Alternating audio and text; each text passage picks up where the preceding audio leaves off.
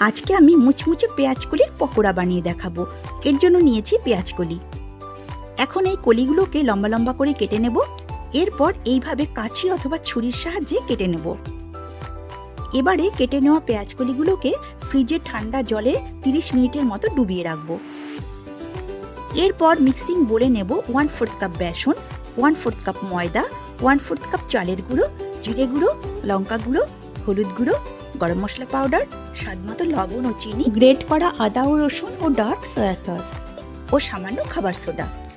সব কিছু ভালোভাবে মিশিয়ে নিয়ে অল্প অল্প করে জল মিশিয়ে ঘন থিকনেসের একটা ব্যাটার তৈরি করে নেব। এদিকে 30 মিনিট পর পেঁয়াজকলিগুলোকে জল থেকে তুলে স্টেরারের সাহায্যে জলটা ঝরিয়ে নেব। তারপর পেঁয়াজকলিগুলো ব্যাটারে ডিপ করে ভালোভাবে কোট করে গরম তেলে ছেড়ে দেব। উল্টে পাল্টে মুচমুচে করে ভেজে তুলে নেব। তৈরি হয়ে গেল মুচমুচে পেঁয়াজকলির পকোড়া।